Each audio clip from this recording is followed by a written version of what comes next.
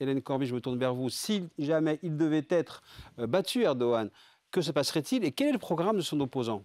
Écoutez, si Kılıçdaroğlu était élu, eh ben, la Turquie entrerait sans aucun doute dans une nouvelle ère, dans une nouvelle dynamique. Alors la première chose à savoir sur ce candidat, c'est que ce n'est pas du tout un politicien de métier, c'est un haut fonctionnaire. Il a effectué des études d'économie, ensuite il a intégré le ministère des Finances, puis il a terminé sa carrière à la tête de la sécurité sociale. Et ce n'est qu'une fois à la retraite qu'il s'est mis à la politique. En 2002, il s'est donc tourné vers le CHP, qui est le parti républicain du peuple. C'est donc le parti hérité de Mustafa Kemal Atatürk, le père de la Turquie moderne et républicaine.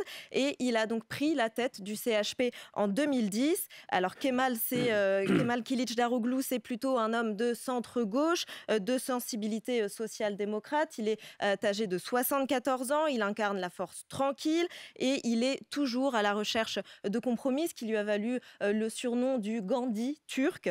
Alors, il défend des positions d'ouverture vis-à-vis des minorités, vis-à-vis des conservateurs aussi. Et lui, ce qu'il souhaiterait, eh bien, c'est que la Turquie redevienne un régime parlementaire, à contrario de l'autocratie, vous le disiez, instaurée par Erdogan en 2017. Il se retrouve donc à la tête d'une coalition de six partis qui ne s'entendent pas forcément tous. Il y a des conservateurs, des libéraux, des islamistes, des laïcs, des nationalistes, des pro-américains.